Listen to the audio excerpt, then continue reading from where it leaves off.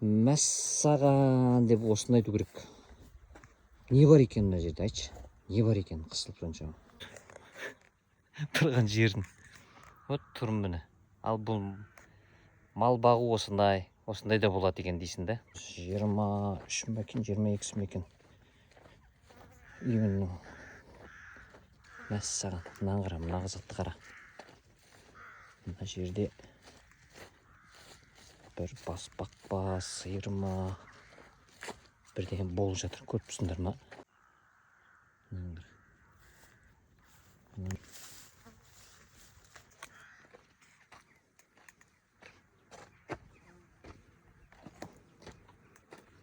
істеп тұрсың? Қысылып қалған ғой мына екі ортаға.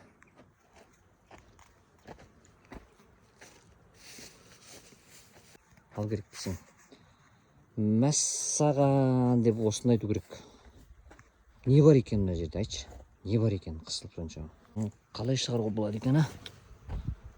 Так. Біреу иіс іздеп, қаңғап жүрген бұлар. Мына бізде ағаш көп, міне. Айнала. Мына ағаштардың арасында қысылып қалса бар ғой, сен я табасың. Мына қайта. Ағаш жоқ, кішкене сирек жерде тұр екен. Көрінетін жерде. Ана қалың орманның арасында бір жеріне қысылып қалсаңшы, сен кім табады, айтшы? Осындай да болады. Біз жоғалып кетсе, ұрылар алып кеткен бұлар деп айтамыз ғой. Біз үйреніп қалғанбыз негізі. Жылда 3-4 мал кетеді. Күзден басталады. Қыс қар қалың түскенге дейін бірнеше мал кетеді ғой ауылдан. Өмірі ұсталмайтын. Былтыр бір конократ ұсталды. Ұрлықтың аты қорлық деп, біздің қазақ атамыз бекер айтпаған ғой деп ойладық қой. Кейін олай болмай шықты. Мына мақал іске аспайды деп қалдық қой, өйткені ол ұрыны үйінен ұстады, жылқыны сойып жатқан жерінен ұстады, бірақ қазір ауылда жүр. Ешнәрсе болған жоқ. Алхамдулилла, шығардым әйтеуір. Кетті үйге қарай. Сындырдық.